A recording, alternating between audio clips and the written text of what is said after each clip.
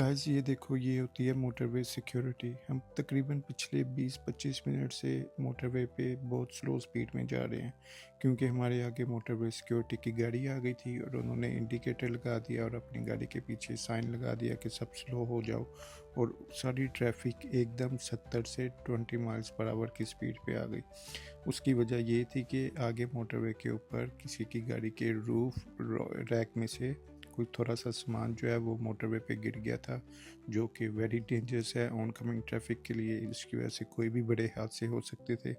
तो उससे बचाने के लिए मोटरवे पुलिस ने लीड किया, सारी मोटरवे को स्पीड स्लो करवाई और वहाँ से जाके खुद ही लाइव उन्होंने वो सारे सामान उठा के गाड़ी में रखा और उसके बाद उन्होंने लोगों को अलाउ किया कि अब आप अपनी नॉर्मल स्पीड पे जा सकते हैं। तो ये होती है रियल टाइम अपनी पब्लिक की सेफ्टी, कि अगर आप यहाँ पे टैक्सी देते हैं तो आपको रिटर्न में इस तरह की सिक्योरिटी मिलती है। Follow and share for more.